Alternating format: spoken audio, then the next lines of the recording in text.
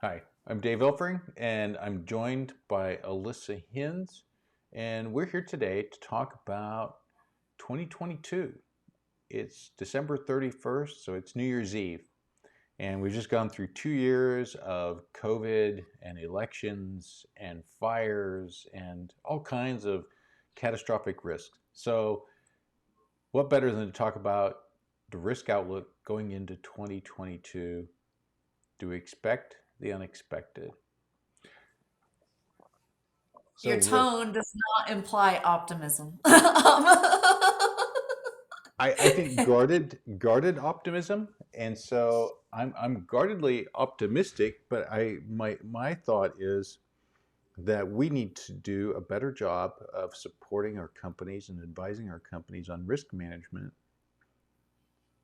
Well, it's easy to say we need to do a better job, but what is your solution for it's easy to be a Monday morning quarterback and say, yeah, we should have done this. Hindsight's 2020, yeah. What should we do? Find a planet where worms create spice so we can fold space and foretell the future, or we find ways to represent risk in a way that's relevant, and I think we have to acknowledge that the majority of companies don't necessarily want things like quantitative risk management. They don't necessarily understand it, and The even if majority of not, companies don't need quantitative risk management. The true. majority of companies need to listen to their risk managers, and risk managers need to feel comfortable telling their executives and anyone else that they may happen to report to the truth. Um, An open and frank discussion, and even so, a lot of the things we talk about from a risk management perspective are going to be wrong. We may not understand it. We may not understand the business, and so can you have those discussions and make it a, I don't know, a, a productive conversation about the risk rather than being expected to come in and drop nuggets that um, highly evolved, hey, here's the risk in a nutshell, because sometimes you won't know it until you have discussions with people. It has to be a back and forth, I guess, is what I'm trying to say. sure, absolutely. I mean, risk managers are not omnipotent. We can't know everything that happens within a company all the time, but we should know the major processes and what they're supported by and things like that, who they're owned by, and having frank discussions about the processes, um, the pieces of those processes that may pose risk to the company, um, or maybe could be improved, definitely need to happen with those process owners and executives. And there needs to be a conversation about, hey, this could happen. Educate me on why it's not going to. And what can we do to work together to, make this risk not a risk anymore? Is it just a matter of educating the risk team on what it is and why? Or is there an actual problem here that needs to be addressed? And then there needs to be an open discussion and an honest effort to address that and how it's addressed. And I think It even can't the be things that we talk about for risks are not necessarily things that are going to happen, right? I think to me the bigger right. thing is understanding how the company functions. I always come back to a BIA. You and I have talked about BIAs a lot. We've probably done BIAs in the past. Oh, And absolutely. I've done a number of BIAs in the yeah, and past. not the bottom up ugly BIAs that technology departments tend to do, which are overly detailed and don't actually begin to describe the business, but the top down, visual BIA, where you start at the high level and then drill down to what the company needs, and Right, right. which leads you to the capacity to actually respond, because you can never forecast all the risk, but you can build the capability to respond. Right. If you know specifically, well, let's just say fires. We deal with fires in Colorado a lot. We're dealing with fires right now. If a fire were to affect part of the company that I work for, it, we couldn't necessarily plan exactly what to do um, for a fire in every office, no matter what season it was. But if we know what specific processes take place out of some of those offices, or what specific processes could be affected by fires at certain offices, then we're better able to respond and get the absolutely critical pieces back in place in other locations before we have a major customer interruption, service interruption. Yeah, the capacity to triage and restore, fundamentally. Yeah, yeah, absolutely. But that's not like what risk is in that's not what I see risk in 2022 as being. Um, Maybe I just am obsessed with the sociological side of risk and security, but I see it coming down to we're going to be asking employees to do more with less time as people resign or people retire. Um, you know, I don't like calling it the great resignation as the media has, but it's a labor movement amongst at least younger generations right now, and people are not happy with corporate life in this country, and people older that are retiring out of it to Right. avoid having to deal with post COVID bullshit and additional asks based on people that are companies that are finding themselves short staffed due to resignations and retirements just due to life and COVID and being unhappy with corporate life as costs skyrocket and salaries stagnate and productivity has increased massively without seeing reflective gains in compensation over the last decades, and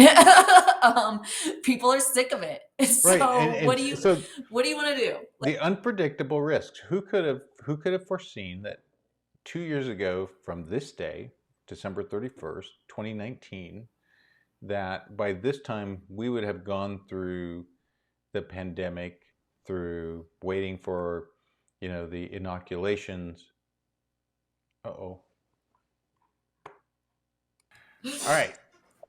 So you probably noticed there was a weird jump. So real life happens. We just had this weird outage. So we're talking about risks and outages and unexpected things. There's real life in action. So, we were talking about, things that we didn't expect happening, and the transformation of society and the transformation of our companies. And a lot of companies responded really well to unexpectedly, really. Uh, Oh, the COVID response and getting people who could work from home working from home, by and large, in most companies, was incredible. To have gone from, most of your business is working on site all the time to getting everybody to their houses full time for like 2 months was crazy. But now we're being asked to go back. Now they want their TPS reports. Yes. And everybody knows now that everybody who can work from home has been working from home. And what's the purpose of going back to the office? Um, Right. If we can work from a lot anywhere, of companies I why would we go back to the same way we used to do it ever? right, right. So funny story. So over 20 years ago, when I first set up a VPN for a company I worked for, what I really envisioned was maybe what we did in the last 2 years, which was people working from anywhere. I really wanted to enable that. But management was often the place where people are like, well, that's a risk because we don't know how productive they are. And, as it turns out, they're actually really productive. There can be, right? Productivity, by and large, if you, and I wish we had a graphic for this. Like, I want to look it up and throw it on the screen because if you look up this graph of productivity from 1970, well, from 1950 to 1970, productivity and wages were two lines that kind of followed the same path, and they were just generally trending up, a few percentage points year over year. Once you hit 1970 and automation started really taking off in manufacturing, and as automation has continued to grow and grow, you've seen productivity almost like a straight line up, like an Everest-esque spike in productivity between 1970 and now. Whereas wages are more like a gentle, grassy knoll kind of strolling along. Like, um, so productivity, call me uncaring or a communist, but we are plenty productive as a society of workers.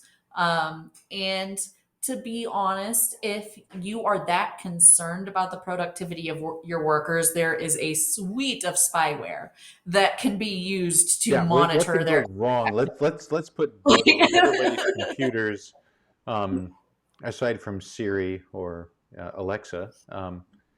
Hey, Right. Wiretap, can I get a pancake recipe? You're gonna set off Yeah, my. I just set mine off. She's listening in the background. They're always listening in the background. So she's Is done. she done? She's done. Yeah. I'm like, yeah, somebody will watch us and go, security people with that thing in the room. Why not? Perfect. Right? Preach.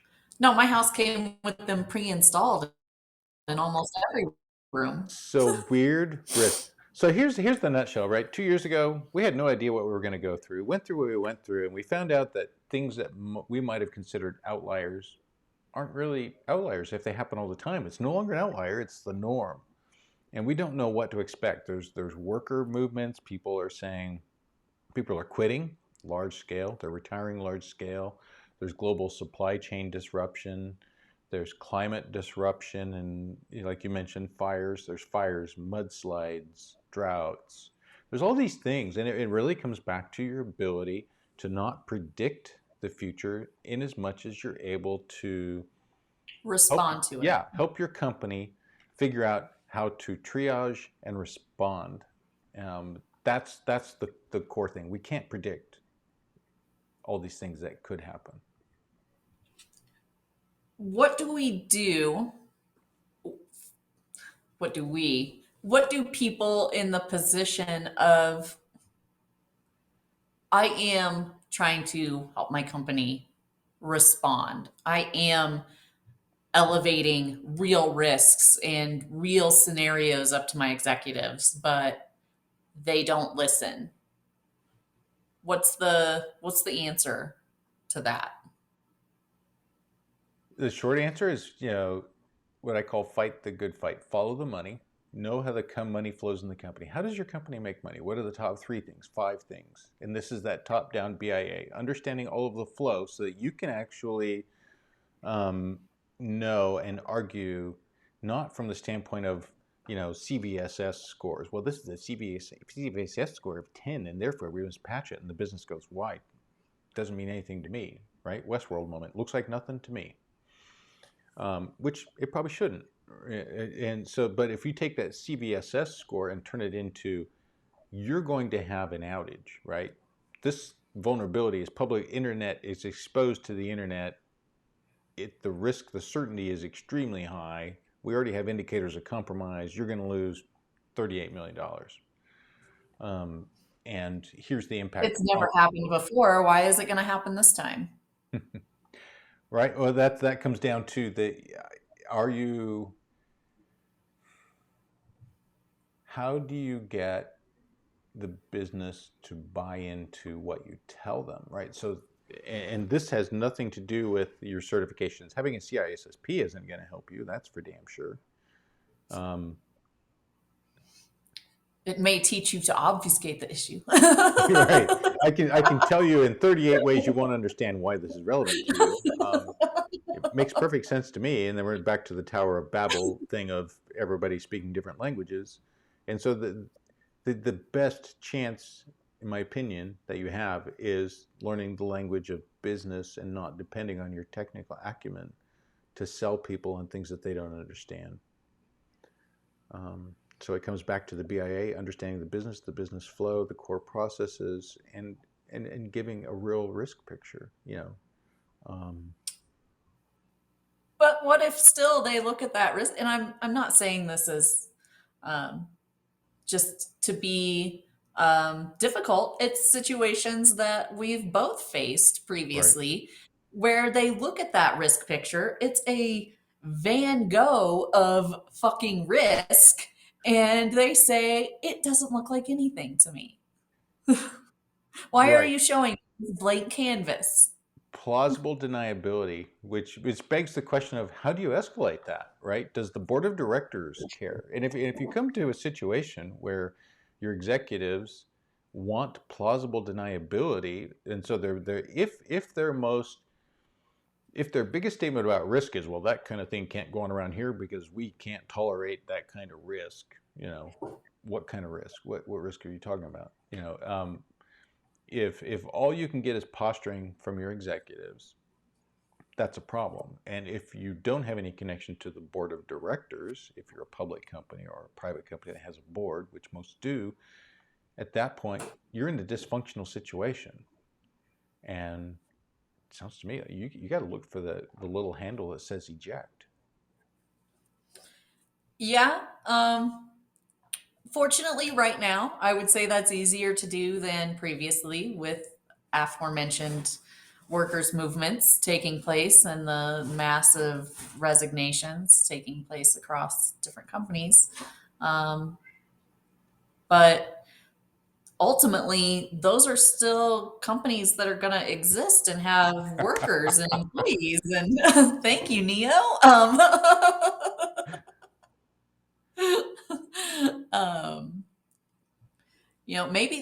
maybe that's outside of our purview as risk professionals, but it seems as though, and this is where it comes back to, how do you teach executives to care about risk? I think if they care about the business, and this comes down to, there are people that pretend they care about the place that they work or the business and all the people there, that make that company up. And do you actually have leadership that has compassion around the people and the place, or not, or do you not? Or is it just, are they just missionaries, right?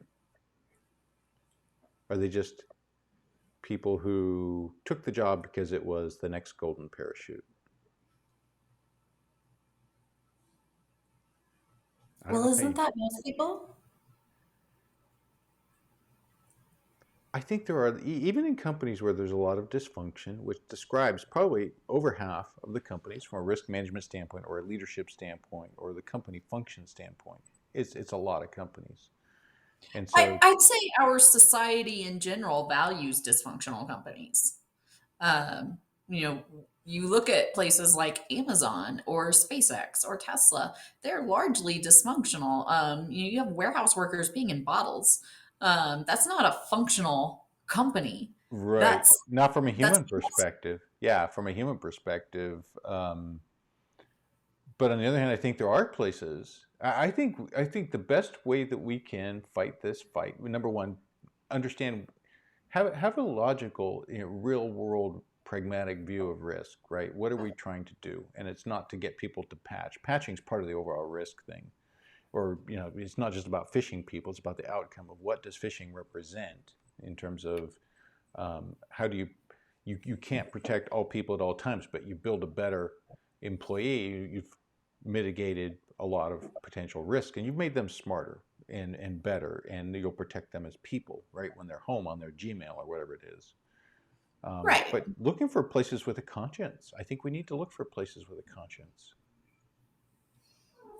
I agree. I just think it's really rare to find them anymore. Um, as sad as that might be, a commentary on, U.S. society, but companies don't value their workers as much as they value the output that those workers provide. And unless you are um, cognizant of your workers' needs, both mental and physical, and emotional at work, they're not going to have as good of output as they could have. Yeah, I I feel that that absolutely is agree. something that can absolutely fall under the purview of risk. Um, The overall culture of the company, the culture of the company falls into the risk management. I think you're right. It has to, because that determines if what can we actually prepare logically for risks that we can't anticipate, because it requires being able to have those discussions and prepare to have actual participation in a tabletop. Maybe that's just an example. It's not the right. Yeah. Will they participate? Will they pretend to participate? Or will they just phone it in? Yeah. The culture of a company is absolutely a risk, or can be. Especially, if you're talking about, enterprise risk management. Now we've seen disruptions of supply chain, for example, and um, you know, That's a multi-threaded issue. It's not just COVID that is causing supply chain issues. It's, you know, workers availability and retirements and knowledge loss and, and and geopolitical tectonic plates are shifting. right, absolutely. Absolutely. And that's a risk that American companies need to face. Primacy over global culture is no longer an American given, I think. And we have to accept that, um, even if we see ourselves as the superpower of the earth, we are still and affected by beholden to and affected by issues that are taking place elsewhere. So, you know, globalism. Let's edit that word out. Well, so I mean, we assume that we can jump on Apple's website, order an iPad, and track it from Shenzhen, China, to Des Moines, Iowa, in within 48 hours. Yes. And so that requires a global functional, not only supply chain, but trade, um, geopolitical agreements, right? The agreements between countries about Right. trade. Information exchange and, ability to get things through customs and all of that. Like having global acceptability, like quality control for things that are coming out of other countries that we import, things like that. Like it's crazy interconnected now. And are, are cracks starting to form due to the load of complexity that the system is bearing? Is ransomware the Visigoth of this century, right? Right? Oh man, the Romans. Somebody Wow. save me. So 2022. So let's wrap this into 2022. So I mean, right now, even as we speak, news events change, and so somebody 2 years from now will go, I don't know what you're talking about, but right now, Log4j represents a particular kind of risk. Um, Notwithstanding, there's the specifics of Log4j, but Niantic really gives a shit, right? It's just an example of this is something resident in open source, in free software that our companies that provide us software, all take advantage of. And in 2022, I'm not Nostradamus, but I'm thinking this is just the beginning of a chain of events that we're going to see from an open source perspective, because it's incorporated into a ton of commercial products. I would be surprised if we don't see at least two more open source Log4j level vulnerabilities released next year? I think it will become a quarterly or even more. Um, it will happen quarterly or even more often. I think we're going to see Too, this happen time after time after time. for too long, we have taken the label of open source as just kind of a catch-all for, oh, it's good. Um, Right. but Yeah. Because the argument, well, a lot of eyes look at open source. It's like, right, right, but exactly. It's but open who's source, so we can all look at the code and see that it's okay. yeah, and so can the organized criminal ring in other Exactly. countries, right? Eastern Europe or wherever that purportedly takes place. Um, Right. No, we wouldn't want to name names. yeah, right. Yeah, well, yeah. Hey, I've got bank accounts and IoT in my house. I don't need my house bugged by, I don't know, not naming names, but Ivan. But yeah, so I mean, so open We're source, a right? little busy on the Here's one Ukrainian border area. right now. QA is going to be inconsistent because companies have not reinvested, haven't been good citizens, and helped commit to the QA of how open source works. As a society, we have not reinvested into infrastructure, whether physical or digital, for so long that now this is all coming to bear, you know?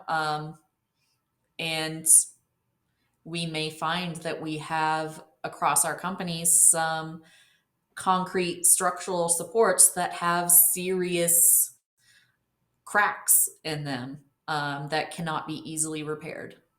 So in the end, I mean, so we went through 2 years of pandemic, and we're not through it, right? We're not finished. It's not finished with us, and now we're coming to a lot of additional pressures. And so, not to be Debbie Downer, although my name is not Debbie, I think David 2020, yeah, Downer. 2022, not just from a risk management standpoint, right, in terms of specific items, we've talked a lot in the past about quantitative risk, and we can't quant all the risks. But what we can do is use this to understand impact on our business and prepare for impacts on our business that we cannot predict. Right. The framework for quantitative risk assessment is still valuable and viable. Um, it just isn't necessarily required, and the level of granularity that actual quantitative risk analysis provides is not necessary for most companies.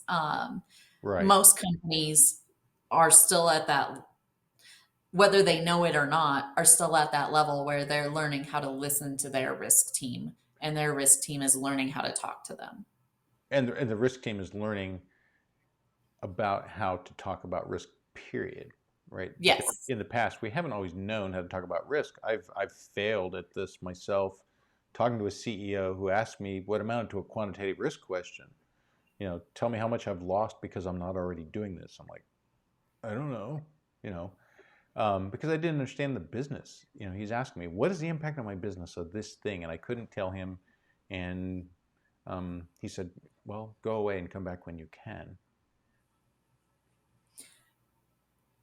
I feel a little like that's an unreasonable ask. You can't exactly say this has cost you X amount by not doing this. You can't prove the value of a negative, um, unless an actual event happens to exploit that, Right. in my opinion. And It's an unfair question. The and basis of it is we can't predict what's going to go on, right? Even if I have risk lens and I'm doing a full quant on whatever it is, it's not a prediction. It's not a bloody no, prediction. no. It's a It's model. a it's like they do with natural disasters. It's a 1 in 10-year event. It's a 1 in 20-year event. It's a 1 in 500-year event. However, you could have two 500-year floods years right after each other. Yeah, weeks. It doesn't mean that it's Well, only going to happen. think about the last 2 years, right? They Right. talk about 100-year events all happening in succession to one another. I think we have to Exactly. accept that whatever we've modeled around, once a year, once every 10, 20, or 100, or even 500 years, just doesn't necessarily apply. So learn how to respond. Don't worry as much around being able Don't to work yourself forecast. into the ground being able to forecast exact events that are going to happen and how you can respond to those. Put together a good picture of your company and what's important and learn how to stand those things up.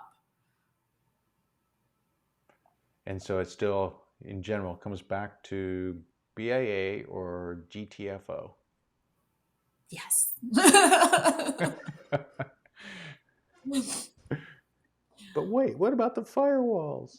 Yeah. Ugh, we're past firewalls. Yeah, I know firewalls. Yeah, dead man walking, and they were on the Green Mile 10 years ago, and they didn't even know it. Right? Ugh, man. Secure. So, and here's another thing that is a societal issue that I think we as risk professionals and security professionals have to anticipate, and that is with the increased level of interconnectedness that kind of the internet and smartphones and Snapchat and Facebook and Instagram, et cetera, provide, you'll Yeah. see societal change, the pace will increase. Um, Something can go around the globe in 5 minutes. exactly, exactly. It does not take long. I have so many. Cat lady, Security cat lady. all right, that's a blog. We can totally blog that one. We can make that a podcast. It will get subscriptions. Let's do it. So we can't predict. We can figure out how to respond, and I'm subject, in my current job to, companies sending due diligence, and it gives me a flavor around what actually works for due diligence and what doesn't work for due diligence. And a lot of it doesn't work, right? A SIG light, Yes. I somebody, mean, those questions are so static and so prescriptive, and not every business is going to be exactly the same. And maybe you do have to have a way to standardize the assessment of your third parties. I right? mean, It has you just have You to. do have to have some kind of measurable output from your third party risk management. But b- being able to get an inside view on what their risk management looks like would be far more valuable as a measure of assessment than a SIG light. And so maybe we come down to, you could probably get a good idea about that with like 8 questions or even 12, right? A small number of questions. Definitely. It's not necessarily that you don't need to know about all the infrastructure questions that are contained within a SIG light or all the risk questions that are contained within a SIG light, but having some concept of how the how that third party or how that vendor, how their company thinks about risk and how they respond to potential situations. And So third party risk management, which again kind of goes back to the impact on from your BIA perspective on your core systems, processes, business support. And so third party risk management relevant to how you conduct your business, right? What is the impact? What possible impact can third party have?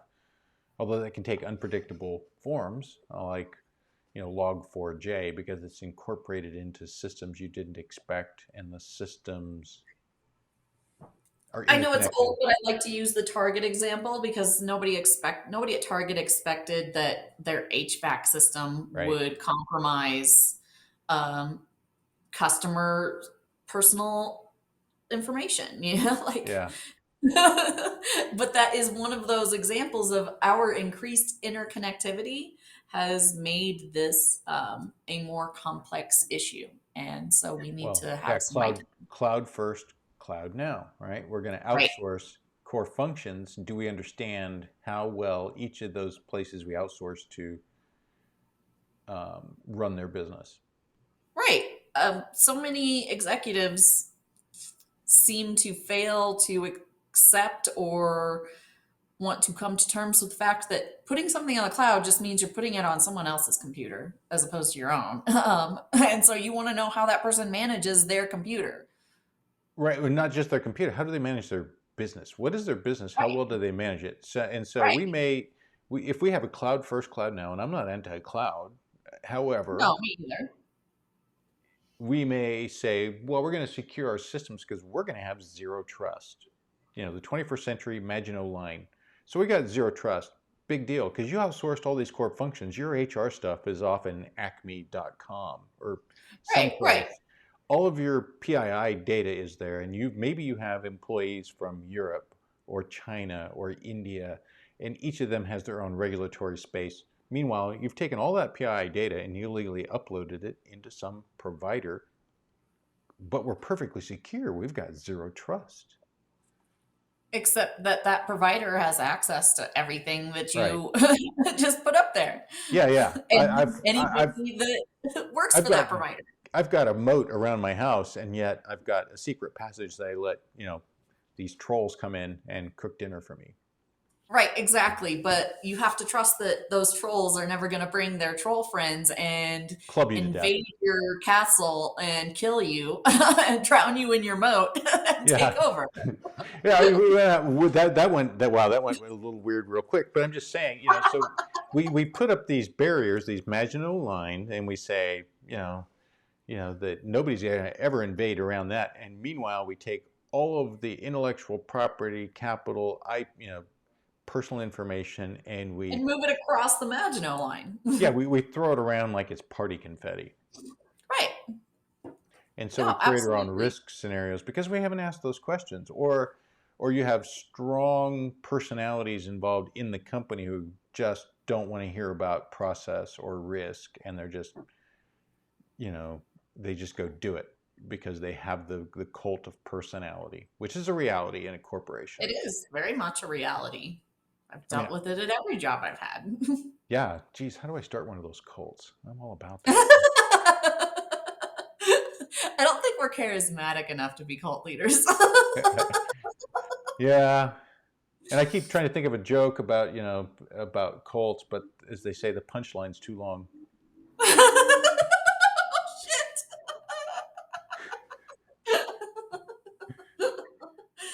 Oh man. Too soon. I'm just going to take this second to throw out there that we should not be maligning the good name of Kool-Aid.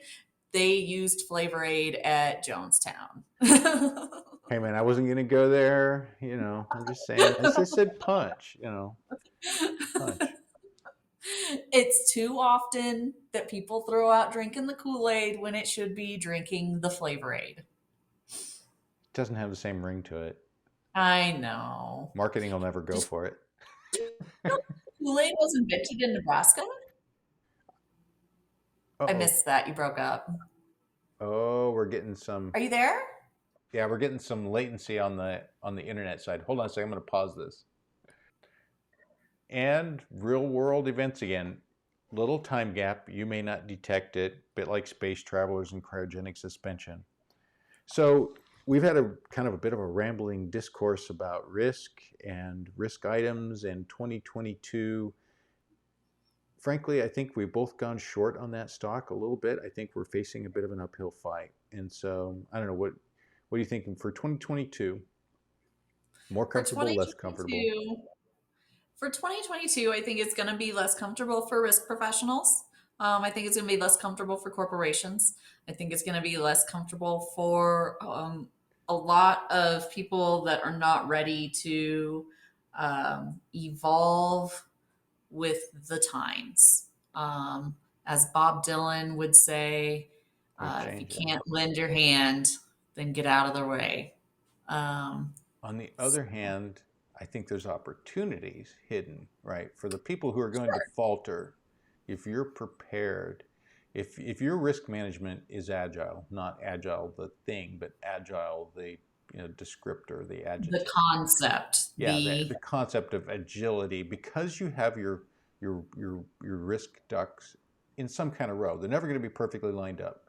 Life's messy. Risk management is messy. But if you're able to have those discussions, and if you're able to react and take advantage of the opportunities, I think these things represent an avenue for companies that have a conscience, are prepared, and can react and be agile to do exactly that.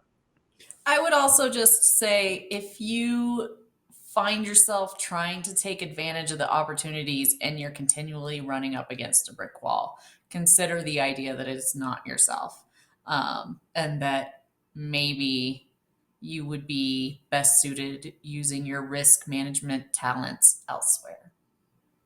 Yeah, people have to be ready to jump, and as a manager, um, I want my people to come to me and be able to tell me these things, right? I want to have those discussions with the people that work.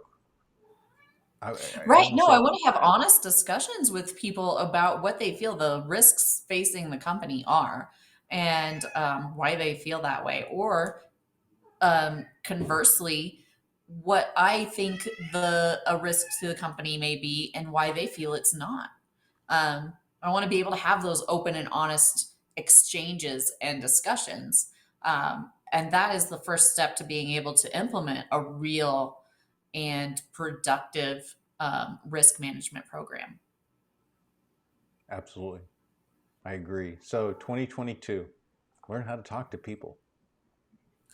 Learn how to talk to people. Oh no, I went into this job so I wouldn't have to talk to people. All right, so there's 41 minutes of risk management goodness, Alyssa. And the occasional cattail. And the cattail came into it, but that's a stamp of legitimacy in real world, right? And a few internet snafus, because apparently having a gig line in your house in fiber is not a guarantee of service. So Hey, that's one of those things, man. all right, we'll wrap this up. On to 2022. Thanks, Alyssa. Have a good one. All right.